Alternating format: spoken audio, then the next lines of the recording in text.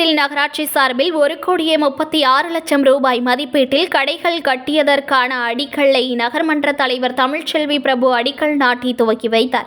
விழுப்புரம் நகராட்சிக்கு உட்பட்ட பல்வேறு பகுதிகளில் பல்வேறு நலத்திட்ட உதவிகளும் மக்களுடைய தேவைகளும் விழுப்புரம் நகராட்சி தலைவராக பொறுப்பேற்றதற்கு பின்பு நகர்மன்ற தலைவர் தமிழ்ச்செல்வி பிரபு பல்வேறு வார்டுகளில் குடிநீர் பிரச்சினை, பாதாள சாக்கடை பிரச்சினை என பல்வேறு பிரச்சினைகளை தீர்த்து மக்கள் தேவைகளை உடனடியாக நிறைவு செய்து வருகிறார்.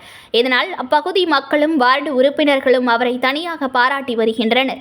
இந்நிலையில் மக்களுடைய நீண்ட நாள் கோரிக்கை இல்லாமல் வணிகர்களுடைய கோரிக்கையை நிறைவேற்றும் வண்ணத்தில் விழுப்புரம் நகராட்சிக்குட்பட்ட 12வது வார்டு பகுதியில் விழுப்புரம் சென்னை நெடுஞ்சாலையில் அமைந்துள்ள பிள்ளையார் கோவில் பேருந்து நிலையம் அருகில் நகராட்சி சார்பில் புதிதாக கட்டப்பட உள்ள கடைகளுக்கு 1,36,00,000 ரூபாய் மதிப்பீட்டில் அடிக்கல்லை நகர்மன்ற தலைவர் சர்க்கரை தமிழ்ச்செல்வி பிரபு துவக்கி வைத்தார். இதில் நகராட்சி அதிகாரி ராபர்ட், கவுன்சிலர் பத்மநாபன், மாவட்ட தொழிலாளர் அணி அமைப்பாளர் கேபிள் சுரேஷ் பாபு, அரசு ஒப்பந்ததாரர் உள்ளிட்ட பலர் பங்கேற்றனர். News1 தமிழை லைக் பண்ணுங்க, கமெண்ட் பண்ணுங்க, ஷேர் பண்ணுங்க, மறக்காம சப்ஸ்கிரைப் பண்ணுங்க.